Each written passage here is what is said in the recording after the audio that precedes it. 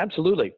So our farm application, one of the things we've spent significant time on is what we call signature identification. So let's say you fly over an orchard and you want to find a particular issue, like trees that are stressed, perhaps they have not had adequate water.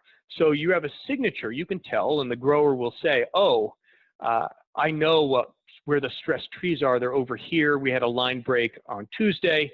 And when the drone flies over, you can see the trees respond. They're telling you a story that we can pick up using the computer vision tools that apply to agriculture. So it's all tuned to that particular use case. Also, we have IoT device integration where we can take sensor data from soil moisture sensors, weather sensors. We can control valves. All of that is also applying to the agricultural use case, which is much different than the commercial real estate use case.